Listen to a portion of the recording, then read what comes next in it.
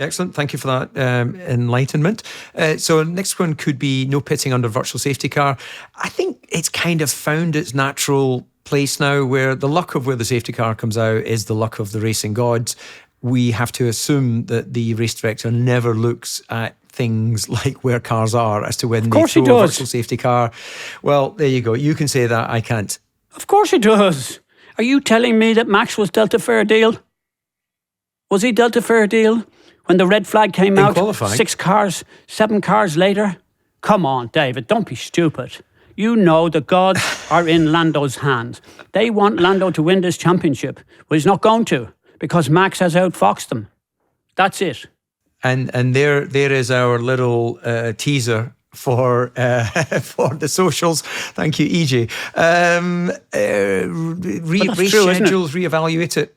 Well, look, I don't know if it's true. I think that sometimes the racing gods just the red flag was wrong. It was a mistake. Well, he fucked up, didn't he? Well, look, EJ, there's things in my career that were done that on the benefit of hindsight, and I've shared this on the podcast before, where I was kicked out of qualifying during qualifying in Monaco, and then after they went, yeah, we'll not do that again. Well, meanwhile, the cost to me emotionally, place on the grid, David. all this.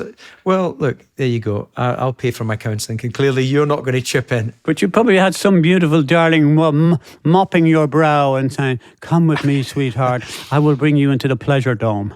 What goes on in your mind is like, Jesus. I want to know what kind of a pleasure dome you were in. Right, moving on. Reevaluate the race schedule. I actually would like a better layout of the race weekend. I enjoyed personally when we had Friday qualifying and then Saturday qualifying. It gave consequence to those days. It was really newsworthy. Rather than going Friday, we don't really know what strategy people are running.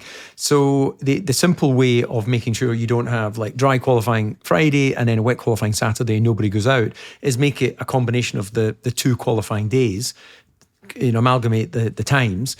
So I think that would improve the Grand Prix weekend. Otherwise, I like the Grand Prix. It should be physically challenging, mentally challenging, anything from an hour and 20 minutes to 2 hours, depending on the race. So I'm all happy with that. EJ, you got any bugbears over a Grand Prix David, schedule? You haven't mentioned the sprint races, which for me are a complete con, a complete sham, do nothing for me, and I haven't seen a decent one yet. I think it's time We've had it, we've seen it. Make sure those sprint races are for the rookies coming through, but for the main drivers, absolutely shambolic.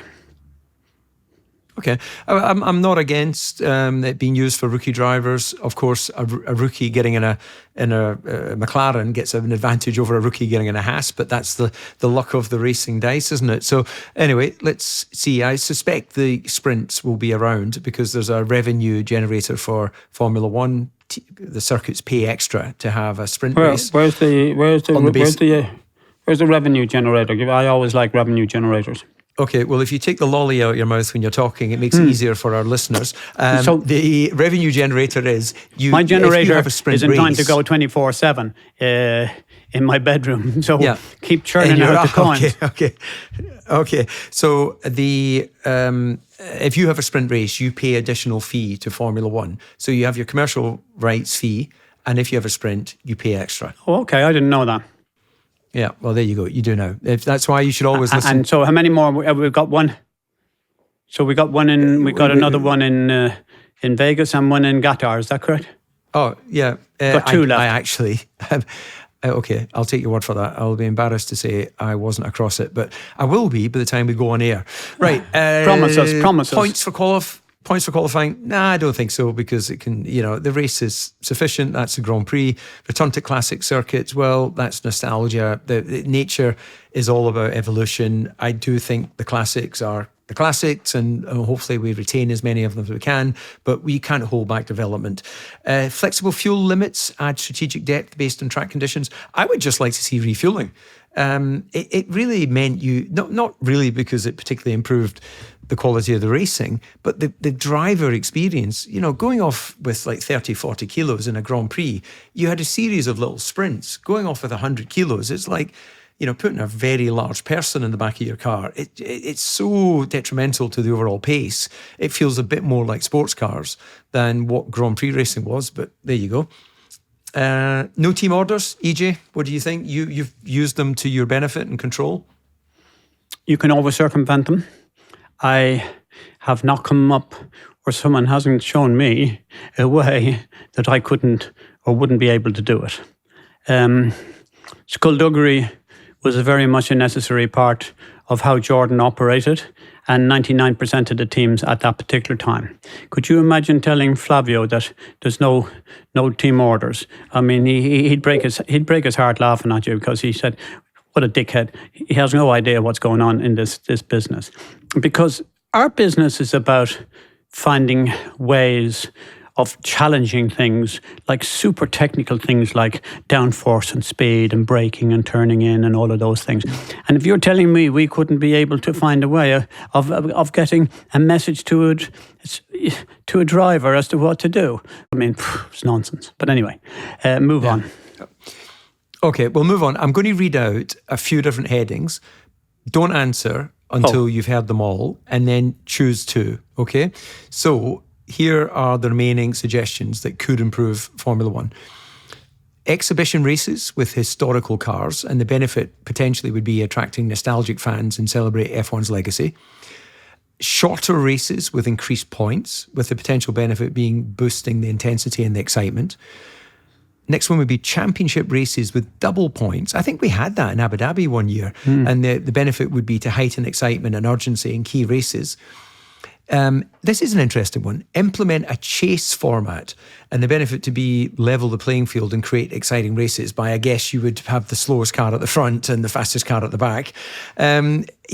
Final two, EJ, full-time stewards, which has been asked for by the drivers for some time. It should be noted that the driver stewards, it's expenses position. They're not paid for that role. So it's a sort of, jolly to Brazil to sit for hours in an office and then cast your opinion to the permanent stewards that are there. And the final one is dedicated rookie sprint events, which I guess would be right up your street because you love the younger driver. So if any of those multitude that I gave you, first of all, can you remember them? And if you can, which tickles your fancy? Well, the first 2, 3, I have nothing to say about them because there's nothing to say. With regard to the rookie thing, it's interesting. I'd like to pursue that and see what it's like. With regard to the stewards, it's difficult now, isn't it? Really, really, really difficult. Because truthfully, I did think it was a jolly. I was asked to become a steward once when I'd stopped. Don't know why I didn't do it, because Emanuele Pirro was one and Derek Warwick was another and Stefan Johansson. So there was an endless number of people who were stewards, including Martin Donnelly. And they all enjoyed it and they said, EJ, you should do that. And I decided not to. And I'm so pleased now that I didn't. Because it might have been because they weren't going to pay you. Well, it's probably that as well. But leaving that to one side, that's not true. David, you'll have... My reputation will be in tatters with you when I'm finished this programme. So the reality, in my opinion, that when you have the level of expenditure, the level of outlay of hard cash in such a prestigious sport, I mean, we must be careful that we do not let ourselves get into a situation where we've got a football equivalent of VAR in our motor racing. So I think we need fairness. I think we need to have somebody who's really skilled. And by that I mean I think we need lawyers. And I think that there probably should be a repayment or a payment package, remuneration package. So therefore, that they, in the mornings, they should have meetings, and all the drivers are invited to the meetings, asked to ask what their position is, and have they got a concern about this, and what do you think we're going to do about that, and I really believe that if the drivers had more contact and more belief in terms of who was actually going to be the steward, or it's the same stewards time in, time out, then it would be a lot more sensible, and you would not have the kind of clear, hardcore aggravation that Max has had over.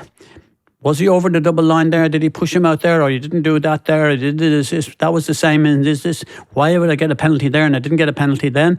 These penalties are bollocks. It's nonsense. I'm looking up at the screen thinking about this is a great battle, and the next thing I see, 5-second penalty, 10-second penalty. It's so goddamn boring.